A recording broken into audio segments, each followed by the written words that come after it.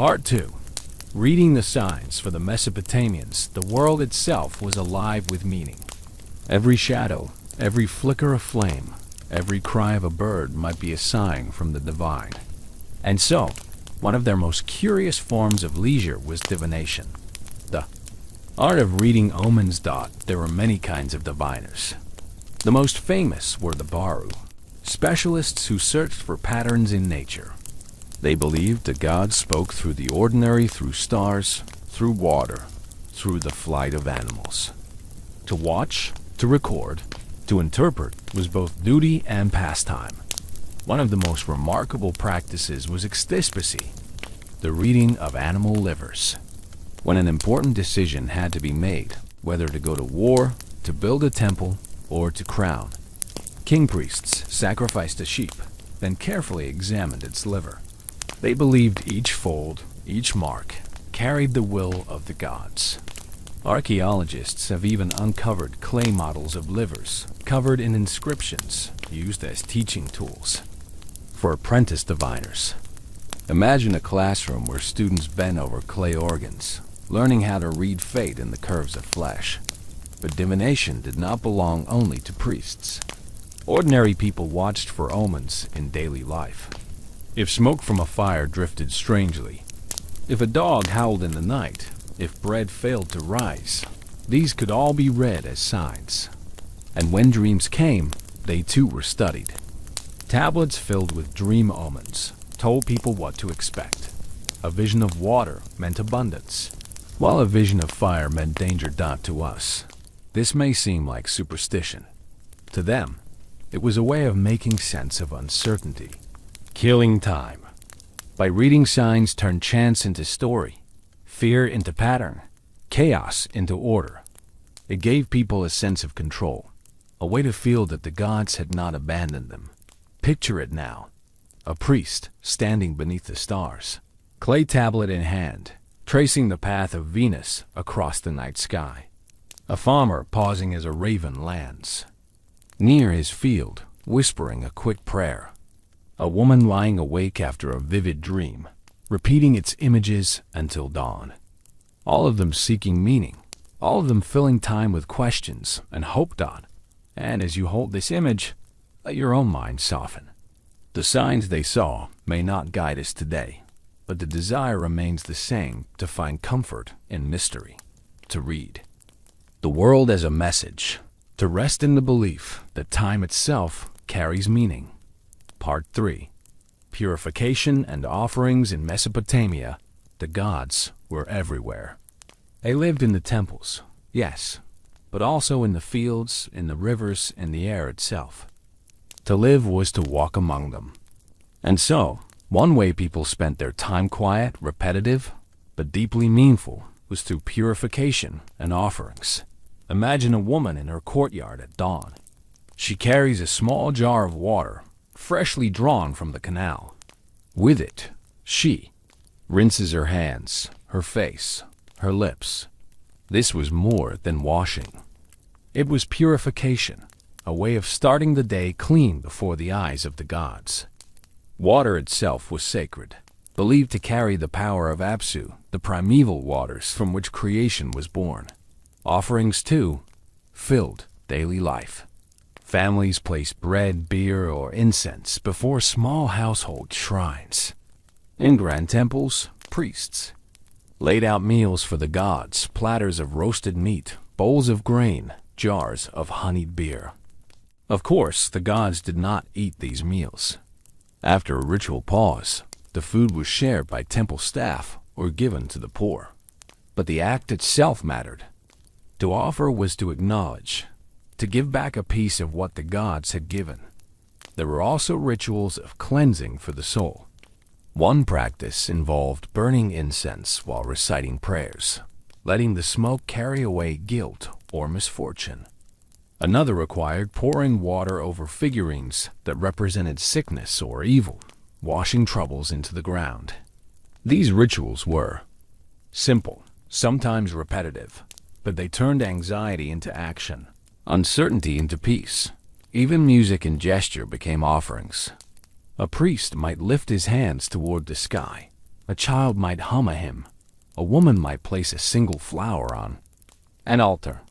Small acts, done not once but many times, day after day, killing time while weaving life into devotion. Picture it now. A quiet temple chamber. Its walls cool in the morning. A lamp flickering in the corner. A priest lays bread on a low stone table, pours beer into a bowl, whispers a prayer. Outside, the city stirs awake. Inside, time slows. The offering has been made.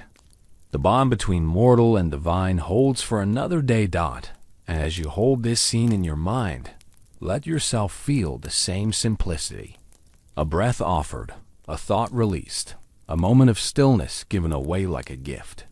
Leisure, here, is not. Escape it is connection. Part 4. Amulets, charms, and the gods in the pocket. For the Mesopotamians, devotion was not confined to temples or great rituals. The divine was something they carried with them, close, tangible, personal. In moments of quiet, in pauses between work, they killed time by touching, holding, or whispering to the small sacred objects that lived in their pockets, around their necks, or hidden in their homes. Amulets were common. Small stones, carved beads, or tiny figurines were worn to ward off evil. One of the most feared figures in Mesopotamian belief was Lamashtu, a demoness said to harm mothers and children. To protect against her, families used amulets shaped like the god Pazuzu, a terrifying figure with wings, claws, and a snarling face. Ironically, his image was not meant to scare the wearer, but to scare away worse things. Other charms were simpler. A piece of lapis lazuli, the deep blue stone prized from distant mines, was believed to hold protective power. Shells from the Persian Gulf, carved with tiny inscriptions, were hung in doorways. Clay plaques showed protective spirits standing guard over households. These were not rare luxuries. Many ordinary families possessed them, weaving divine presence into daily life. Some charms were inscribed with prayers or short spells. Imagine a farmer pausing before planting his field, pressing a small tablet in his hand, the words etched upon it reminding him that the gods watched over the soil. Or a mother tucking an amulet beneath her child's blanket, whispering reassurance as the child drifted into sleep. For the people of Mesopotamia, these objects were more than superstition. They were comfort, a way of making the invisible tangible, of carrying the gods not in the sky, but in the hand. In a world of uncertainty, floods, droughts, disease, these little tokens gave people a sense of safety, a way to pass their hours with trust instead of fear. Picture it now. A warm bead resting warm against the skin, a tiny figurine hidden in a pouch, a whispered word over a child's bed. The city hums with noise, but here, in this small circle of protection, time feels still. Leisure becomes quiet devotion, a private exchange between human and divine. And as you imagine this, let yourself feel the same comfort. A small gesture, a small thought, a small charm of your own. Whatever you carry close to your heart can be enough to ease the weight of time and open the door to rest. Part 3. Canals and rivers. If the fields fed the people, and the markets connected them, then the rivers sustained everything. The Tigris and Euphrates were not just boundaries on a map. They were living veins of Mesopotamia.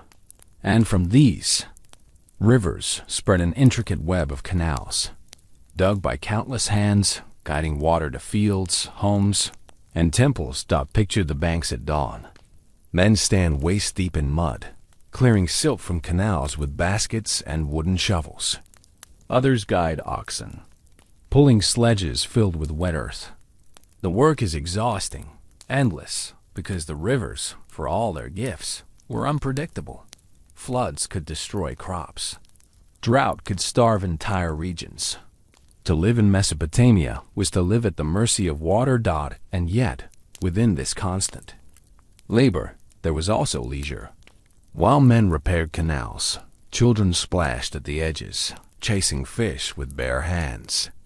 Women gathered at riverbanks to wash clothes, pounding them clean on stones while chatting, laughing, and sharing gossip. For them, the rivers were not only work, they were gathering places, the social heart of daily life. Boats, too, brought their own rhythms of time. Reed boats and wooden barges drifted along canals, carrying grain, beer, wool, and clay between towns. The journey could take hours or days, and in that slow movement, sailors found time to sing, to tell stories, to watch the banks pass by. Archaeologists have even found clay models of boats placed in graves, reminders of how central river life was to leisure and labor alike. Fishermen passed their hours casting nets, waiting, pulling, hoping. Some carved small hooks from bone ore. Copper, sitting patiently on riverbanks with lines stretched into the water. Fishing was both survival and pastime, the kind of task where work and waiting blurred until they became one. And the rivers were also places of ritual. Water was sacred linked to the god Enki, lord of wisdom, who was said to dwell in the deep. Priests sometimes drew water for ceremonies, believing it carried divine power. To bathe, to drink, to float on the river was not just practical. It was spiritual, a way of touching the eternal through the ordinary. Picture it now, the soft ripple of water under the morning sun, the calls of boatmen drifting across the canal, children's laughter mixing with the slap of wet clothes on. Stone, a world where work is heavy, but time is softened by the flow of the rivers. Leisure drifts in like a current, carrying people gently between labor and rest. And as you hold this image in your mind, let your own breath fall into the rhythm of water steady, flowing, endless. The rivers of Mesopotamia move still, not on earth, but in memory, carrying you slowly toward calm. Part 4. Meals, naps, and quiet hours. Not all leisure came from games, music, or festivals. Sometimes it was found in the smallest, simplest pauses of the day. The Mesopotamians worked hard, but they also knew when to rest. Picture a worker returning from the fields at midday, his basket set aside, his hands dusty with earth. He sits with his family in the shade of a mud brick wall. A meal is spread.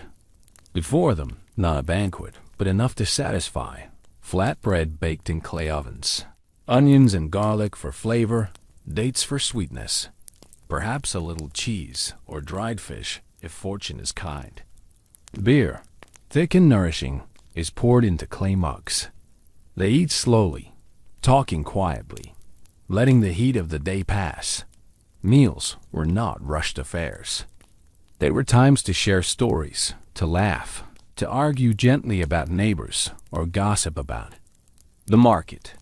Even the humblest food became an anchor, turning labor into community.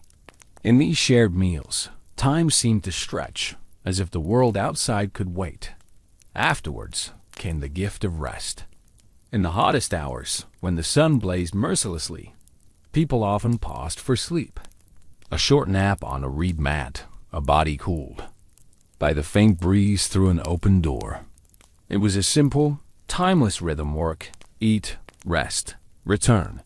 And in that pause, the body found balance. Evenings brought their own quiet moments. After labor, after supper, families might gather in courtyards. Some lit small lamps, their flames dancing against the dark. Children played, elders told short tales, neighbors stopped by with cups of beer. The city, alive with noise during the day, softened into a gentle murmur. This was leisure at its most human, not dramatic, not ceremonial, but ordinary. Killing time by eating together, by sleeping, by speaking softly under the night sky. And perhaps this is the most enduring truth.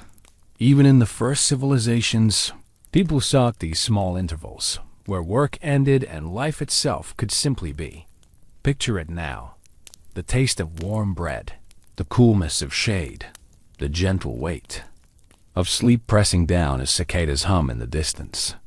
The Mesopotamians lived this way, day after day, balancing effort with ease, until the line between work and rest was as natural as the turning of the sun. And as you hold this vision, let your own breath flow into that same rhythm. Work, eat, rest, repeat. Time softens, the body quiets, and sleep comes gently, as it always has. Part 5. The earliest weekends. For the Mesopotamians, time was not only marked by seasons or festivals. It was also shaped by the steady cycle of the moon. And from that cycle came something we still live by today, the 7-day rhythm. The Babylonians, inheriting ideas from older Sumerian traditions, divided months into weeks tied to the phases of the moon. Every 7th day held special meaning. It was a day to pause, to reflect, and sometimes to refrain from heavy labor. These days were seen as charged with power days when gods might be especially close, or when rituals were required to keep the world in balance.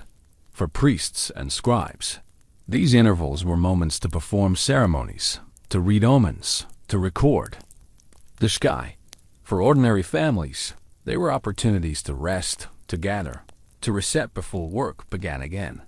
In some ways, it was the earliest echo of what we now call the weekend. Imagine the city on such a day. The markets quieter, fields less crowded, canals calm. A father sitting with his children, telling stories. A mother preparing a meal more carefully, with spices saved for special moments. Neighbors visiting one another, sharing bread, beer, and talk. The pause was not absolute. Life could not fully stop, but it was gentler, slower, different. This rhythm of work and pause gave life balance. Without it, time might blur into endless toil. With it, people found meaning in the cycle effort, followed by rest, struggle followed by calm. It was a pattern as natural as breathing. And so, when we speak of leisure in Mesopotamia, we must remember this quiet revolution, the discovery that time itself could be shaped, that days could be set aside for reflection, that life was more than labor. The ancient people of the rivers gave us irrigation, writing, laws, and also, perhaps, the weekend. Picture it now. A family gathered in the stillness of evening, the moon bright above, the city quiet around them.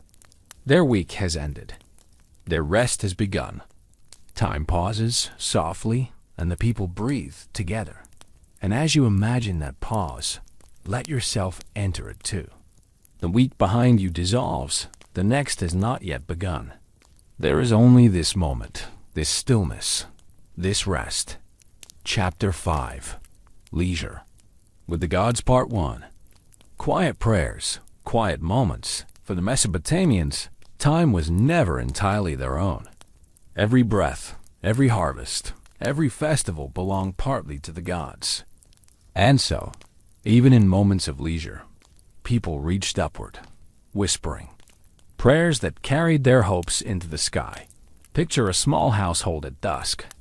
The day's work is finished, the meal eaten. A clay lamp flickers in the corner. The father kneels before a tiny household altar. No grand temple, just a simple shelf holding a figurine of clay or bronze.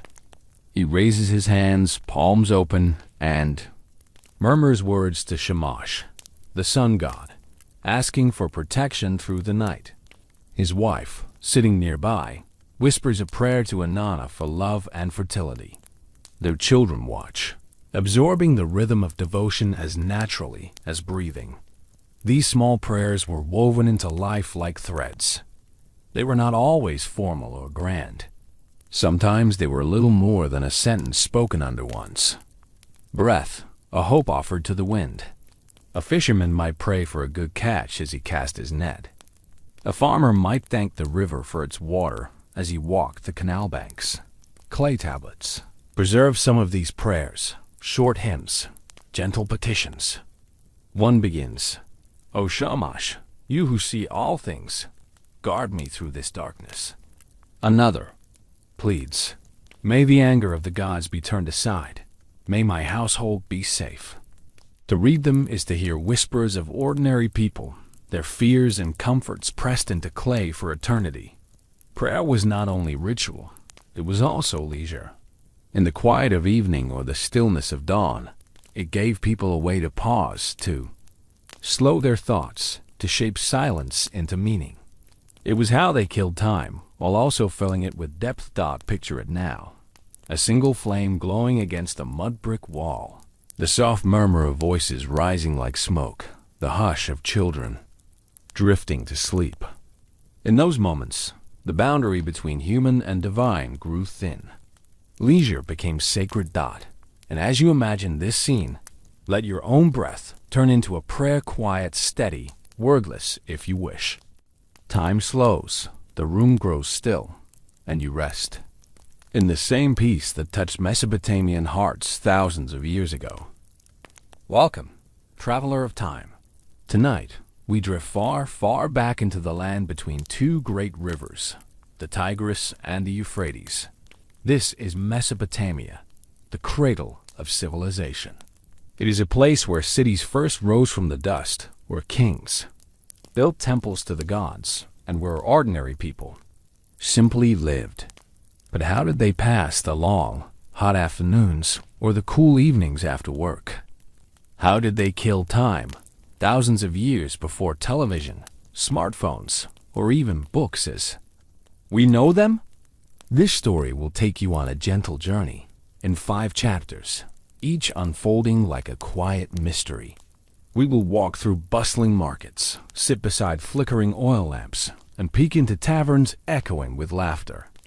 We'll discover the board, games etched into clay, the songs sung to lyres, the rituals that blurred the line between play and prayer. Every detail has survived in traces on broken tablets, in ancient poems, and in the dusty ruins of forgotten cities. So lie back, close your eyes, and let your mind wander with me. With each word, let your body feel heavier, your thoughts softer.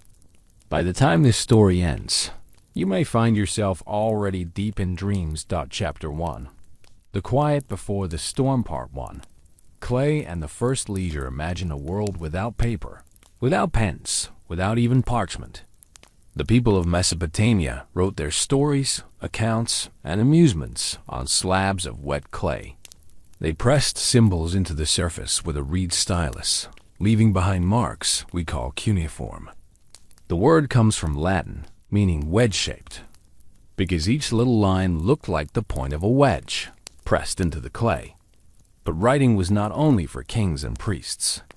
Among the countless fragments archaeologists have uncovered, we find something unexpected. Scratches, grids, and patterns that are not records at all. They are games. Imagine a scribe, after finishing a long day of copying laws for a temple, casually etching the layout of a game board into the corner of a tablet. A stolen moment of play, preserved for thousands of years. One of the most famous is called the Royal Game of Yore, found in a tomb dating back to around 2600 BCE. This game looks like a cross between a race and a gamble. Players move small pieces across a track, hoping to reach the end before their opponent. Think of it as an ancestor of backgammon. And just like us, the Mesopotamians loved the suspense, the thrill of chance, and perhaps the satisfaction of winning after a long day of labor. These clay boards tell us something profound. Even at the dawn of civilization, people sought out leisure. They craved escape from routine, a way to spend time in laughter or competition. Killing time was not meaningless. It was essential. A way to balance work and worship with joy. As you imagine those tiny carved game pieces sliding across a clay board under the dim light of oil lamps, let your breathing slow. The ancient players are long gone, but their laughter and their silence linger, whispering through history. Part 2. Music beneath the Mesopotamian sky. Close your eyes and picture the streets of an ancient city, perhaps Uruk or Babylon. The sun has set, and the heat of the day fades into a velvet darkness. Oil lamps flicker on windowsills, and in the distance, you hear a sound. The gentle plucking of strings. Music was one of the oldest companions of the Mesopotamian people. They played instruments that might seem familiar, yet different. The most iconic was the lyre, a small harp-like instrument with strings stretched across a wooden frame. Archaeologists have found golden lyres in royal tombs, decorated with bull heads and precious stones. But lyres were not just for kings, they were for everyone. Farmers, merchants, even children knew the sound of their songs. The music was not written down the way ours is. Instead, melodies were passed by memory and tradition. But we do know something extraordinary. Clay tablets discovered in the city of Ugarit, dating to around 1400 BCE, preserve what is believed to be the world's oldest written musical notation. These tablets describe hymn songs for the gods written in cuneiform. Imagine notes of a melody, frozen in clay for over 3,000 years. And music was not only divine, it was daily. In taverns, musicians played to entertain guests. In temples, priests used chants and hymns to bridge the human world with the divine. Families gathered to sing stories, much like we gather around campfires today. Songs carried history, taught lessons, and gave people a rhythm to endure days. Think about this. In a world with no television, no phones, no internet, the simple act of hearing music under the stars was magical. It gave life texture. It gave the night a soul. As you let this image settle in your mind, picture yourself lying on a reed mat, the cool night breeze brushing against your face, and the distant sound of a lyre weaving through the air. Each note slows your heartbeat. Each vibration carries you deeper into calm. The Mesopotamians may be gone, but the echo of their music still lingers, like a lullaby drifting across time. Part 3. Taverns of clay and beer. Now, imagine walking down a narrow street in ancient Mesopotamia. The air smells faintly of baked bread and smoke, but another scent lingers, stronger fermented grain. You follow the sound of laughter and chatter until you reach a simple building with clay walls. This is no temple. This is a tavern. Beer, or as the Mesopotamians called it, saikaru, was the drink of the people.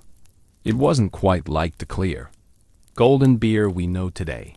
It was thick, more like a porridge you could sip through a straw. And yes, they really did use straws, long reed straws, to drink from shared jars. Archaeologists have found ancient drinking straws made of gold and lapis lazuli, buried with nobles, while common folk used reeds. Beer wasn't just a drink. It was a culture. In fact, it was safer than water, since rivers often carried disease. Everyone drank it, men, women, even children, in weaker, thinner forms. And where there was beer, there were taverns. Taverns were lively, noisy, and sometimes dangerous. Clay tablets even include laws about them. In the famous Code of Hammurabi, written around 1750 BCE, there are strict rules for tavern keepers. One law warns, if a tavern keeper waters down beer or cheats customers, she can be punished harshly.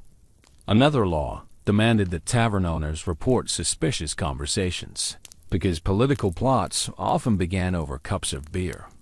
But beyond rules and dangers, taverns were where time slipped away. People gathered to gossip, gamble, and relax after long days of farming or labor.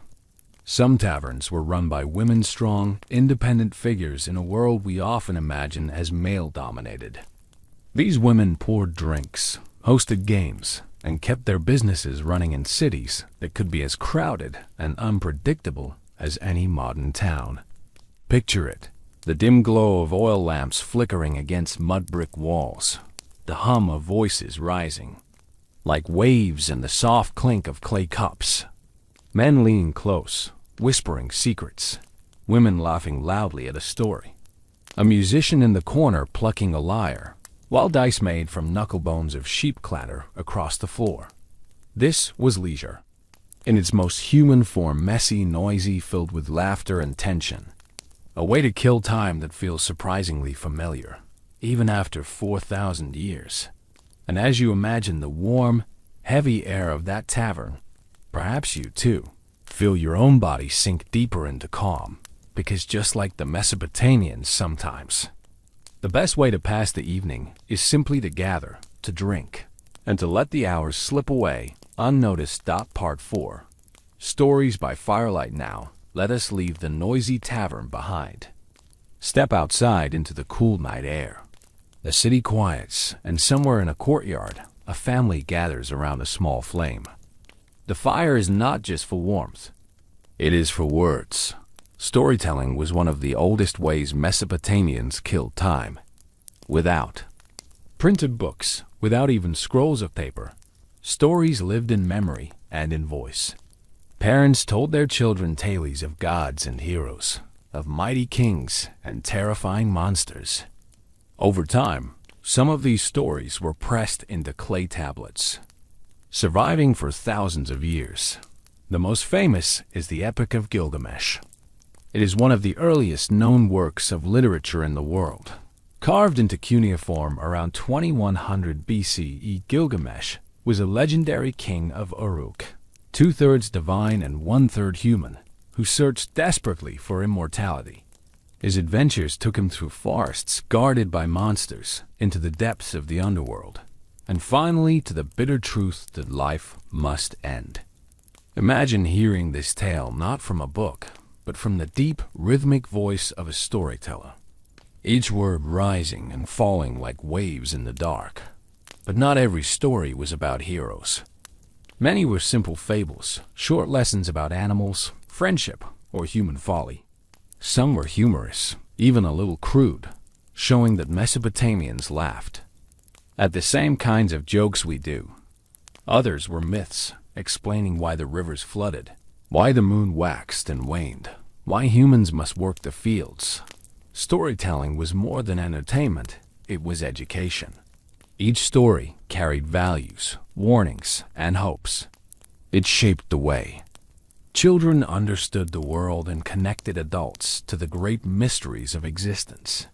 In Mesopotamia, to tell a story was to hold power, because you could shape memory, belief, and identity. Picture it.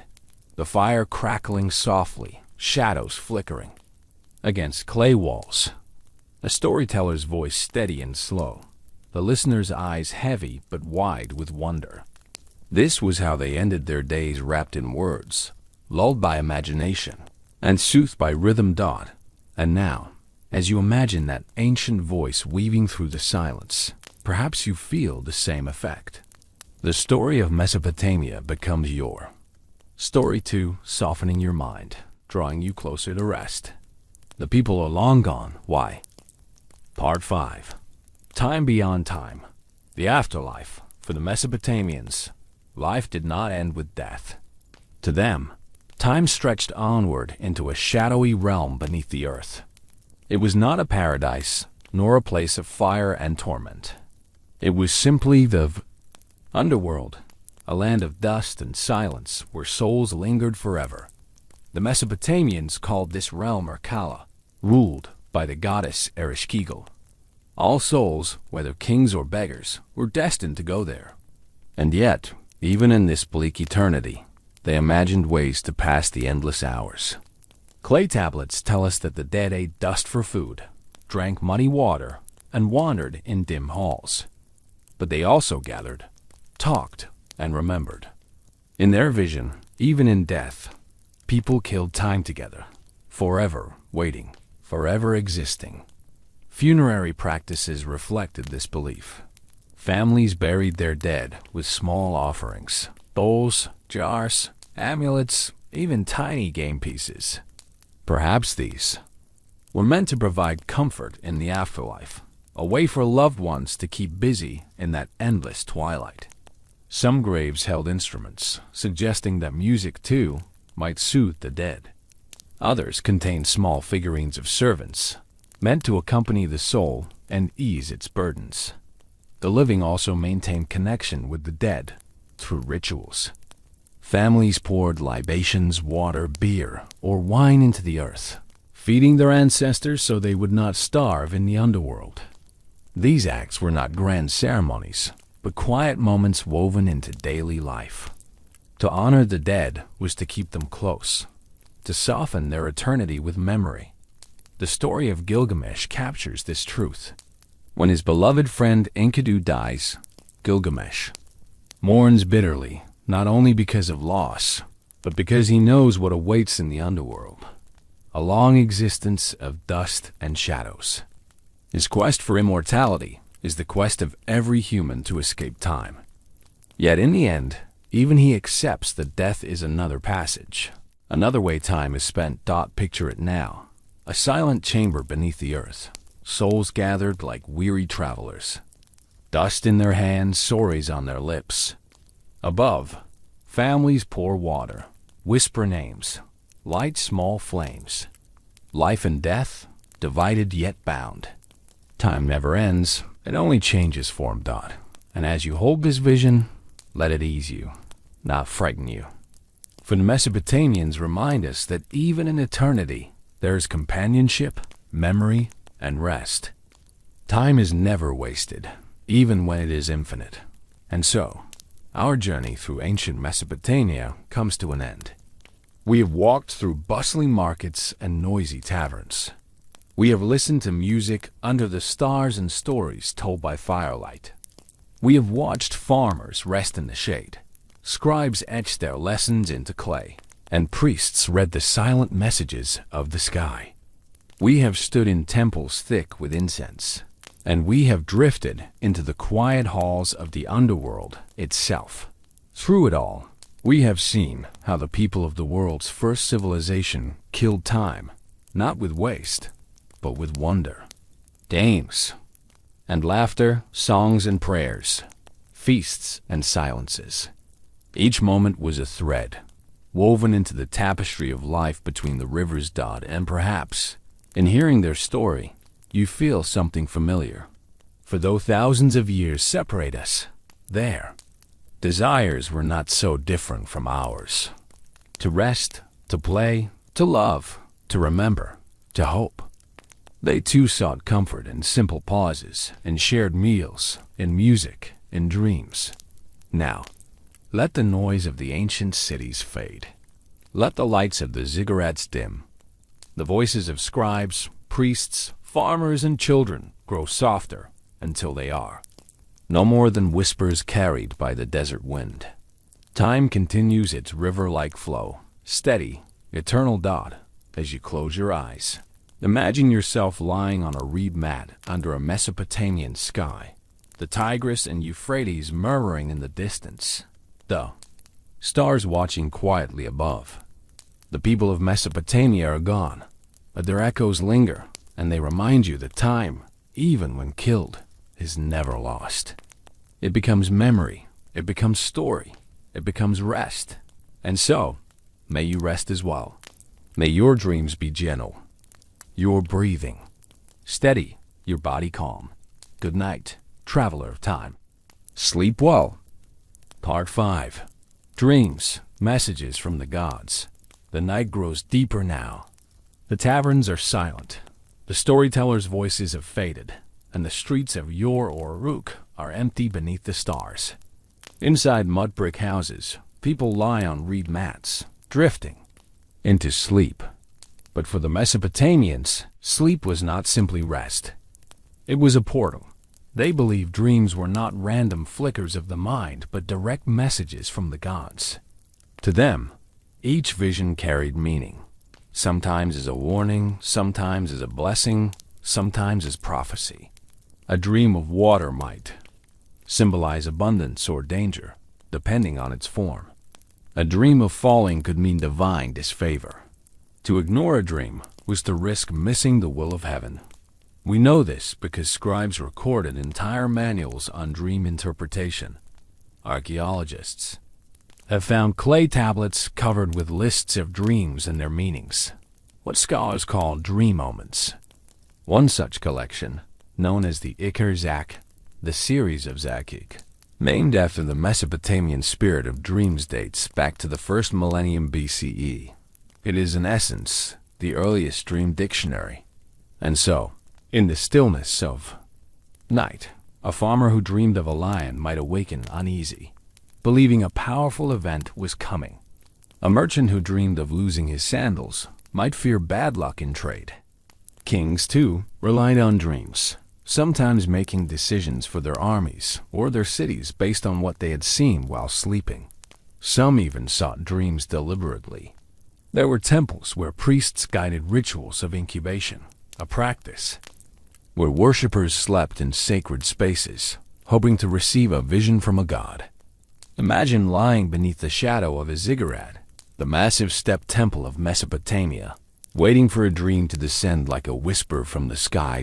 In this way, even rest became a form of activity, a way of passing time with meaning. Sleep was not wasted, it was a dialogue with the divine. For the Mesopotamians, the night was never empty. And so, as you picture these ancient dreamers lying under the same stars we see today, let yourself sink into your own sleep. Perhaps your dreams, too, will carry messages, if not from the gods, then from your own quiet mind. Finally at peace. Chapter 2. Festivals of Dust and Divinity Part 1. When time belonged to the gods, the Mesopotamian calendar was more than a way to count days. It was a rhythm that pulsed through the life of every city. Ordinary time working the fields, tending herds, baking bread was interrupted by something greater: festivals. These were not short, casual holidays. They were sacred pauses, days when people set aside daily burdens and surrendered themselves to the gods. The greatest of these was the Akitu festival, celebrated in Babylon at the beginning of the new year, usually in spring. Imagine it. Fields beginning to green after winter, the Euphrates flowing strong with melted snow from distant mountains, and the entire city gathering in expectation. The Akitu was not just one day. It lasted nearly 2 weeks. Each day carried a different ritual: prayers, processions, sacrifices, even staged dramas that retold the creation of the world. The people believed that by repeating these rituals, they renewed the cosmos itself. Without the festival, time could unravel, order could collapse, and chaos might return. At the heart of Akitu was the drama of kingship. On one of the most powerful days, the king himself entered the temple of Marduk, the great god of Babylon. There, the high priest stripped the king of his crown, his scepter, even his royal robes. The king stood vulnerable, humbled, almost as if he were an ordinary man. Then the priest struck him hard enough to make his eyes water. If tears fell, it was a good sign. The gods had accepted his humility, and he was fit to rule for another year. For the people, the festival was more than politics. It was community. Crowds filled the streets to watch processions of statues carried from temple to temple, gods visiting one another as if they were honored guests. Music thundered, incense filled the air, and families celebrated together. It was noisy, chaotic, and joyful, a way to kill time not in solitude, but in unison. Even today, echoes of the Akitu remain. The idea that a new year must be marked with ritual, that people must pause and renew themselves, can be traced back here to the banks of the Tigris and Euphrates. And so, when we think of leisure in Mesopotamia, it was not always quiet, play, or private stories. Sometimes it was surrendering days of life to ritual, letting time dissolve into the sacred. In the dust and the music of these festivals, people found meaning and perhaps a reason to hope. Chapter 2. Festivals of Dust and Divinity Part 2. Dancing in the streets. Not every festival was as grand or cosmic as the Akitu. Beyond the temples and kings, ordinary neighborhoods found their own ways to celebrate. Imagine walking through the winding alleys of a Mesopotamian city, mud brick houses leaning close, the air heavy with spice and smoke, and suddenly the sound of drums fills the night. Small-scale festivals and street gatherings were common, often tied to the cycles of agriculture. When the barley harvest came in, families and neighbors shared food and beer in courtyards. Bread ovens burned late into the evening, and the smell of fresh loaves drifted into the streets. Children ran laughing with sticky hands, while elders sat back, their reed mats spread across the ground, watching with quiet approval. Music and dance were central to these gatherings. The Mesopotamians loved percussion-framed drums, rattles, and cymbals made of bronze. Archaeologists have uncovered small clay figurines showing dancers with arms raised, caught mid-movement, proof that rhythm was woven deeply into their lives. The dances were not only entertainment, they were offerings. Each beat of a drum, each step of a dancer's foot, was a gift to the gods. And then there were feasts. Meat was rare in daily diets, but festivals gave an excuse to share what was precious. Sheep or goats were roasted over open flames, seasoned with herbs gathered from riverbanks. Beer flowed freely, carried in heavy jars, ladled out into clay mugs. Even the poorest families found ways to give more than usual, if only for a day. For the Mesopotamians, festivals blurred the line between sacred and ordinary. A street celebration might honor a minor deity, or simply mark a change in season, but it still carried weight. Every song, every feast, was tied to cosmic balance. Time wasn't just killed, it was renewed. Picture it now, the flicker of torches lighting narrow streets, dancers spinning in circles, the beat of drums echoing against walls of clay. The night alive with movement, laughter, and voices lifted. Together, a community bound not by silence, but by rhythm. And as you imagine this scene, let yourself feel the steady beat of those ancient drums, like a heart calming into sleep. The Mesopotamians celebrated not just to live, but to remember that life itself was a festival. Part 3. Theater of the Gods, beyond the noisy streets and family feasts. There were moments when leisure and worship merged into something larger, something theatrical. In the great temples of Mesopotamia, towering ziggurats that rose step by step toward the heavens, festivals often included staged rituals that looked very much like theater. But this was no entertainment in the modern sense. Every action, every word, carried cosmic weight. When priests acted out the myths of creation, they were not just telling a story. They were renewing the very order of the universe. Take, for example, the myth of Enuma Elish, the Babylonian creation epic. It tells how the god Marduk defeated the chaos dragon Tiamat and shaped her broken body into the world itself. During the Akitu festival, this story was recited and sometimes dramatized. Priests and singers became actors. Statues of gods became characters. The performance blurred the line between reality and myth. For the audience, it was not a play, it was the world being reborn before their eyes. Even outside Babylon, similar ritual dramas existed. In your Nippur and other ancient cities, gods were paraded in processions, their statues carried through streets as if the deities themselves were visiting their people. These journeys became living theater. People lined the roads, singing hymns, tossing offerings, and watching as divine figures passed by like kings of the cosmos. To us, this might look like ceremony. To them, it was leisure charged with meaning. Imagine spending hours, even days, preparing for these rituals, baking special breads, weaving garlands, tuning instruments. The anticipation itself was part of the experience, a way of filling time with sacred purpose. And when the processions ended, when the hymns fell silent, the city returned to ordinary life. But for a moment, everyone had stepped outside time. The boundaries between human and divine blurred, and the people could feel, however briefly, that they were part of eternity. Now picture it. The slow chant of priests echoing in a temple chamber, the scent of incense drifting upward, the flicker of torches against carved stone. A performance that was more than art, it was belief embodied. In that space, killing time was transformed into touching the infinite.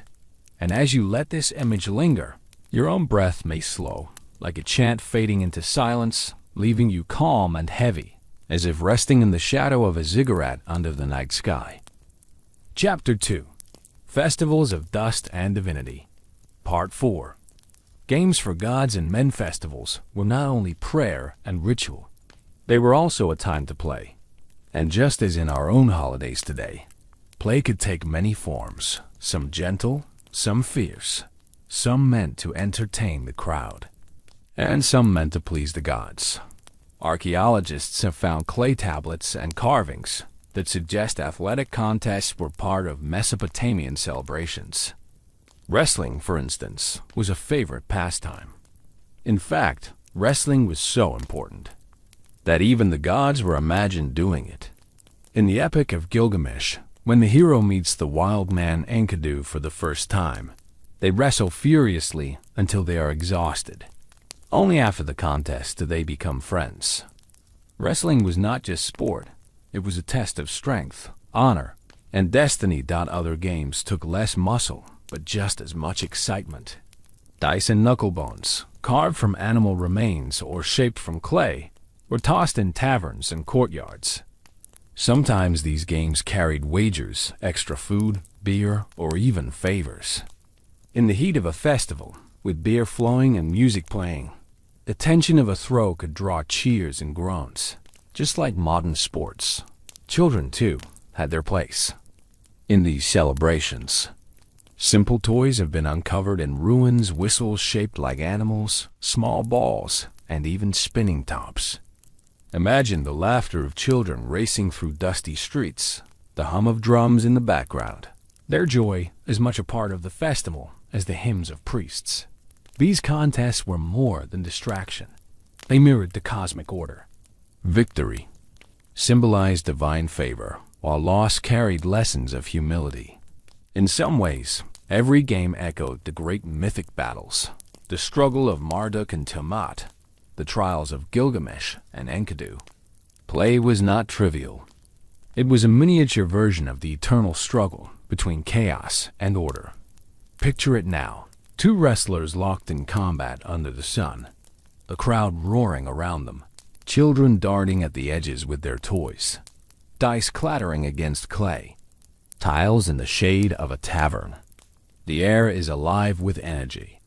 In these moments, time itself seems to vanish, replaced by rhythm, contest, and laughter. And as you hold this image in your mind, let the noise soften, like a crowd fading into silence after a game is won. The pulse of ancient joy becomes a lull. In your own breathing, steady, calm, and timeless. Part 5.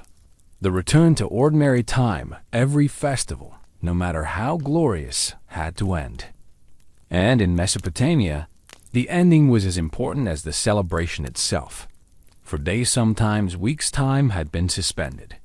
Families had feasted, priests had chanted, dancers had spun, wrestlers had grappled, and kings had humbled themselves before the gods. But at last, the sacred pause dissolved, and the people returned to the rhythm of daily life. The closing of a festival often came with feasts. Imagine long tables, reed mats spread across courtyards covered with the remains of roasted lamb, bread still warm from clay ovens, and jars of thick, frothy beer. The last of the musicians played, not the thunderous hymns of the opening days, but softer, slower melodies, as though lulling the city itself to rest. Families ate together, laughed, and then tidied away what was left. The mood was not sorrowful. It was satisfied, like the quiet after a storm. For the temples, the ending was marked by ritual. Statues of gods, which had been paraded through the streets, were carefully returned to their shrines. Priests recited final prayers, sealing the bond between heaven and earth for another year. The gods were honored, the people were blessed, and order was restored. And for the ordinary worker, the farmer, the merchant life resumed. Fields needed tending, herds needed care, markets reopened. Yet the memory of the festival lingered, like the taste of spice on the tongue. Even when the streets grew silent again, people carried with them the warmth of shared laughter, the thrill of contests, the solemn beauty of ritual. The ending mattered because it reminded everyone that life moves in cycles. Time in Mesopotamia was not a straight line. It was a wheel, turning through seasons, through festivals, through days of work and nights of rest. And with each cycle, the people found balance between labor and leisure, between fear and joy, between mortality and the eternal dot. So picture this: the torches of the city slowly going out one by one, the streets emptying, the ziggurats standing, tall and silent under the stars. The great festival is over. The gods are at peace. And the people, weary but content, lie down once again on their reed mats, ready for sleep. As you let this vision fade, perhaps you too feel the quiet after. Celebration, the gentle calm that follows a rush of life. Time returns to its ordinary pace, and in that slowness, rest is waiting. Chapter 3. Whispers on Clay Part 1. The Silent Library's Step. Now into the stillness of Mesopotamia's other great wonder, not its taverns or festivals, but its libraries. Imagine a dim room within the palace of Nineveh, the capital of the Assyrian Empire. Around the 7th century BCE, the air smells faintly of clay and dust. On shelves and in baskets lie thousands upon thousands of tablets, rectangles of baked earth covered in tiny wedge-shaped marks. These are the voices of the ancient world, pressed into eternity. The most famous of these collections is known as the Library of Ashurbanipal. Ashurbanipal was not just a king but also a scholar. Ruling from 668 to 627 BCE, he gathered writings from across Mesopotamia: hymns, prayers, medical texts, dictionaries, law codes, myths, and even instructions for interpreting dreams. Over 30,000 clay tablets have been discovered from his library alone, making it the greatest collection of knowledge of its age. But these were not libraries in the way we imagine today, quiet halls where readers borrowed books. Instead, they were archives. Clay tablets were copied by scribes, stored in temple rooms, and referenced by priests, kings, and scholars. To read them required training, because cuneiform was complex, hundreds of signs that changed depending on context. Literacy was rare, a skill of the elite. Yet even for those who never held a stylus, the knowledge mattered. Priests used the tablets to guide rituals. Doctors consulted them for treatments. Kings read omens to decide whether to march to war. In a way, the tablets were like the hidden engines of daily life, storing wisdom that trickled down into every corner of the city. And still, there is something strangely human about them.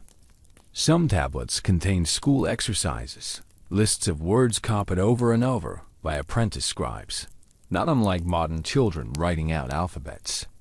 Others preserve personal letters, complaints, requests, even moments of frustration. One tablet records a student being scolded for laziness. Another shows a merchant's irritation at unpaid debts. In these words, frozen in clay, we hear not just kings and priests, but ordinary voices. So picture yourself sitting in that dusty room, running your fingers across the rough surface of a tablet. Each wedge-shaped sign is a whisper across 3,000 years, a small attempt to keep time from erasing memory. To the Mesopotamians, storing knowledge was not only practical, it was a way of keeping eternity close at hand. And as you imagine the stillness of that ancient library, let your own thoughts slow. The quiet weight of clay, the steady rhythm of knowledge, wraps around you like a blanket. Leisure, in this moment, is not noise or feasting. It is silence. It is the deep, calm joy of knowing. Part 2. The scribes at work now imagine stepping outside the silent halls of a temple library into a smaller room filled with sound. The soft scratch of styluses pressing into wet clay, the murmurs of students repeating lines, the occasional sigh of frustration. This is the Edaba, The tablet house, the Mesopotamian school thought to become a scribe, was to enter a world of discipline and precision.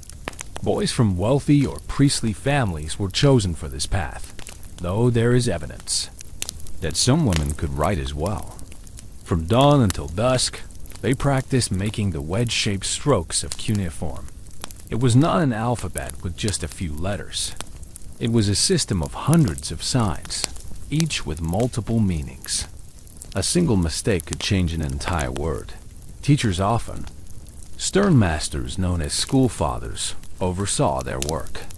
Students copied long lists of words, names of animals, types of wood, measurements of grain. They wrote out contracts, hymns, and even proverbs. Sometimes they even copied insults, because humor, too, was part of language. One proverb from a tablet reads, "A scribe who does not know Sumerian, what kind of scribe is he?" A sharp little joke, pressed forever into clay. The training was harsh. Some tablets describe punishments for lazy students. Canings, scoldings, extra work. And yet, for those who persevered, literacy was a key to power. Scribes became the record keepers of kings, the accountants of merchants, the archivists of temples. They wrote not only what happened, but also what should be remembered. In a way, they shaped reality itself, and perhaps beyond duty, there was pleasure. Imagine a young student, after hours of copying tedious lists, secretly doodling a simple game board into the corner of his clay, or composing a playful riddle. The act of writing itself could be a way of killing time, a quiet joy in leaving, a mark that might outlive its maker. Scribes also kept letters. Personal correspondence on clay reveals friendships, rivalries, even sarcasm. One famous letter scolds a man for sending poor quality copper. "You have treated me with contempt. You do not know what friendship means." Another complains that someone failed to send a promised slave. These voices are vivid, alive, showing that even in their seriousness, scribes use writing as a way to vent, to gossip, to connect dots. So picture the dim tablet house, rows of students, bent over clay, styluses tapping, teachers pacing. Outside, the city hums with life, but inside, time is killed one wedge at a time. Leisure, here, is learning. The joy of writing, the rhythm of words pressed into clay, becomes both labor and escape dot. And as you hold this image in your mind, let your own thoughts settle like drying clay. Slowly, firmly, quietly shapes take form. Words appear. Meaning lingers. Knowledge itself becomes a kind of lullaby. Chapter 3. Whispers on Clay Part 3. Watching the heavens when the clay tablets had been set aside, when the lamps burned. Lo, another form of leisure opened itself to the Mesopotamians, the sky. For them, the heavens were not just decoration. They were a book written in stars, and to read it was both pastime and prophecy. Night after night, scribes and priests stood on the flat rooftops of mud brick houses or on the terraces of tall ziggurats, gazing upward. They kept careful records of the movements of planets, the rising of constellations, the path of the moon. These men were called Baru, and their work was part science, part ritual. They noticed patterns. Venus appeared as the morning star and the evening star. The moon waxed and waned in a steady rhythm. Eclipses came rarely, but dramatically. Over centuries, these observations became systems of prediction. If Jupiter shone bright in a certain part of the sky, it was seen as a sign for kings. If an eclipse darkened the moon, disaster might loom for the land. From this careful watching, the Mesopotamians built one of the world's earliest forms of astronomy. They divided the sky into regions, tracked lunar months, and even developed a sexagesimal, or base 60, system of counting, what we still use today to measure minutes and seconds. Imagine that. Every time you check a clock, you are touching an echo of their world. But stargazing was not only for priests. ordinary people also looked to the sky. Farmers timed planting and harvesting with the seasons of constellations. Families gathered on rooftops to watch the glittering dome above, telling stories about the stars as though they were gods walking in the night. Leisure here was woven into necessity, the boundary between work and wonder blurred. And so, while one man in a tavern might kill time with dice, another killed time by tracing the slow arc of the moon. Both sought meaning, both sought escape, but in different forms. One through laughter, the other through silence. Picture yourself now on a rooftop in Babylon, 4,000 years ago. The night air is warm, the city murmurs below, and above you stretches a vast sky alive with stars. A priest marks his tablet, a child points to a bright planet, a mother hums a quiet song. Time passes not with noise, but with stillness dawn, and as you imagine this sky, let your own breath fall into rhythm with it, slow, steady, timeless. The stars that shone on Mesopotamian eyes still shine on yours. Killing time has never been so. Infinite. Part 4. Healing hands and magic words in Mesopotamia. The line between science and magic was thin, almost invisible.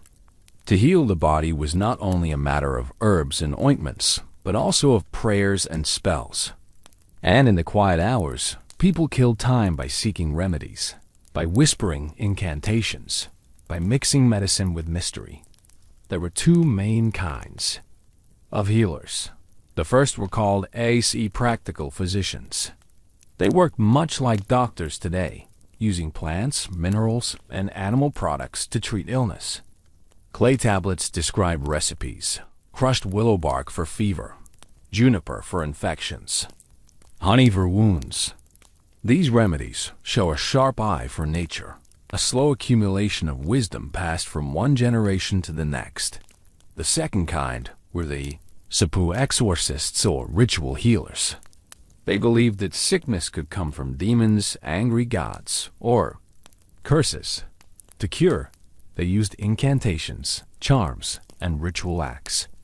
A patient might wear an amulet, sleep with a figurine near their bed, or have water poured over them while a priest chanted. For the Mesopotamians, health was never only physical. It was spiritual, cosmic. And often, the two roles overlapped. A healer might prescribe both an herbal poultice and a spoken prayer. To us, it might seem contradictory. To them, it was complete. The body and the soul could not be separated. Seeking healing was itself a form of killing time.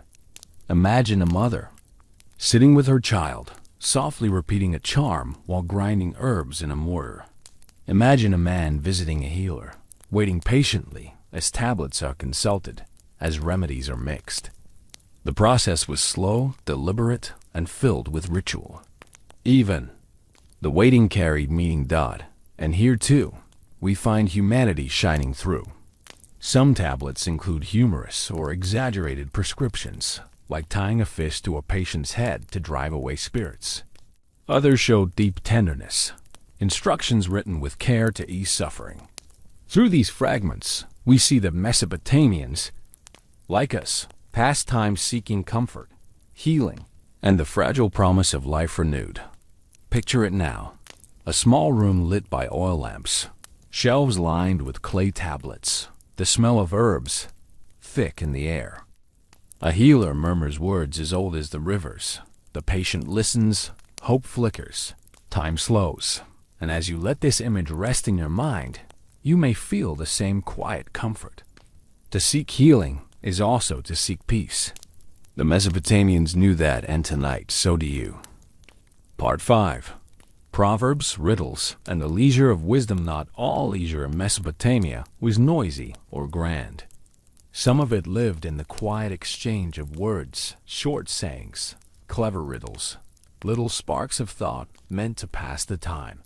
For the Mesopotamians, wisdom itself was a form of entertainment. Clay tablets preserve collections of proverbs, some serious, some humorous. A proverb might remind you to be cautious. He who has much silver may be happy, but he who has much grain will survive. Another might tease human folly. The poor man does not strike the rich man's ox. These sayings were short, sharp, and easy to remember, passed down in schools and households, like lessons woven into daily speech. And then there were riddles, little puzzles pressed into clay. One ancient riddle reads, "There is a house. One enters it blind and comes out seeing. What is it?" The answer, of course, is a school. Others were more playful, sometimes even mischievous, showing that humor was just as much a part of Mesopotamian life as worship or labor. These proverbs and riddles were more than amusement. They were teaching tools. Students in scribal schools copied them to practice writing. Families used them to pass lessons across generations. And in the pauses of life, waiting for bread to bake or for water to boil, they filled silence with meaning. But imagine the setting. A father and child sitting on a reed mat. The father reciting a proverb, the child repeating it with a laugh. Or a group of young scribes in training, competing to solve a riddle before their master scolds them. Time passes gently, not with feasts or festivals, but with words that echo long after they are spoken. And in this, we see another side of Mesopotamian leisure. It was not always about escape. Sometimes it was about reflection, about shaping the mind, about planting little seeds of thought that grew into wisdom. Killing time, here, meant feeding the soul. Picture it now, the soft murmur of voices. In a quiet courtyard, the flicker of firelight, the slow rhythm of words passing from mouth to ear. Wisdom and play, braided together, drifting across centuries to reach us tonight.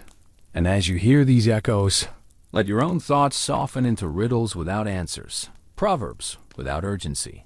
Time slows, silence speaks, and rest comes gentle and steady, like the wisdom of clay. Chapter 4. Between work and rest. Part 1. Fields of time. For most Mesopotamians, life was defined by work. The great cities Ur, Uruk, Babylon were surrounded by vast fields of barley and wheat. These crops were the lifeblood of the land, the reason civilization had risen here. Between the rivers. Picture a dawn in the fertile plain. The air is cool, the horizon pale with light, and farmers already walk toward their fields. They carry tools made of wood and bronze, sickles for harvesting, plows drawn by oxen, baskets for grain. The earth is dark and rich, watered by canals that branched out from the Tigris and Euphrates like veins. Work was long, hard, and repetitive. Sowing seeds in furrows, bending to cut stalks, wading into muddy irrigation ditches. The sun climbed. The air grew heavy, and sweat darkened tunics. Yet even in this rhythm of labor, there were pauses, moments when time itself seemed to loosen. A farmer might lean on his hoe to share a joke with a neighbor. A group of workers might stop to eat bread and dates beneath a patch of shade. Children, too young for full labor, played at the edges of fields, chasing each other along canal banks, their laughter mingling with the croak of frogs. And sometimes, leisure slipped into work itself. Songs kept rhythm in the fields, voices rising and falling as sighs swung in unison. The music made the labor lighter, turning toil into something closer to dance. Archaeologists have found tablets with work songs and chants, simple lines repeated over and over, meant to pace the body and soothe the mind. It is easy to imagine the golden fields swaying in the breeze, the steady beat of voices, the hum of insects in the heat. Hours passed slowly, but not without joy. Killing time, for the farmer, was not a separate activity. It was woven into labor itself. And at the end of the day, when baskets were full and shadows stretched long, workers walked back toward the city. Their bodies ached, but there was comfort in knowing the fields had yielded. The canals had flowed, the day had been spent. In the rhythm of planting and harvesting, time itself was both enemy and companion. as you picture those fields under the Mesopotamian sun. Let your own breathing fall into their rhythm, slow, steady, patient. Work and rest, labor and leisure. Turning like the wheel of the seasons, endless, eternal. Calm down. Part 2. Workshops and markets. If the fields were the body of Mesopotamia, its cities were the beating heart. And nowhere was that heartbeat stronger than in the workshops and markets where artisans and merchants spent their days. Step into a narrow street in Euro Babylon. The air is thick with sound, the clang of bronze on stone, the hiss of hot metal, meeting water, the sing-song voices of merchants calling out their wares. Work here was demanding, but like the fields, it carried its own rhythms of pause and play. In one corner, potters sat at their wheels, shaping wet clay into bowls and jars. Their hands moved with steady skill, and as they worked, they sometimes etched small marks or decorations, tiny flourishes that spoke of pride, and perhaps of stolen moments of creativity in the middle of routine. Beside them, the kilns glowed, their heat filling the street like a second sun. Nearby, bronze smiths hammered tools, weapons, and ornaments. Sparks flew, and the ringing of hammers echoed off the mud brick walls. Apprentices fetched charcoal, polished blades, or simply watched with wide eyes, killing time by learning with every blow. And then came the markets. Stalls overflowed with goods, baskets of dates, jars of beer, boats of woven wool. Merchants sat on low stools, bargaining with customers, their voices rising and falling like waves. Buying and selling was not only business, it was social life. Gossip slipped between negotiations. A woman buying bread might learn news of a neighbor's wedding. A merchant selling copper might boast about his son's success at school. Markets were also places of leisure. Children darted between stalls, chasing one another while their parents haggled. Musicians sometimes wandered through, plucking lyres or beating drums, hoping for a coin or a crust of bread. And storytellers, standing at the edge of a crowd, might share a short tale to gather attention, their words flowing over the din of trade. For artisans and traders, time was not always rigidly measured. A pot might need hours to bake. A deal might stretch into long conversation. And in those spaces between waiting, chatting, laughing, life slowed. Killing time was not separate from work.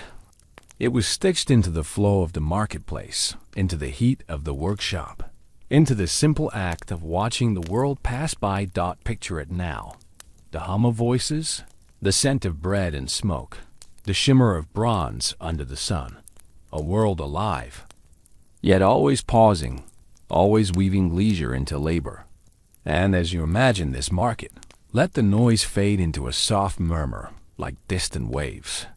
Busy or quiet, the Mesopotamians found ways to rest within motion, to play within work, to live.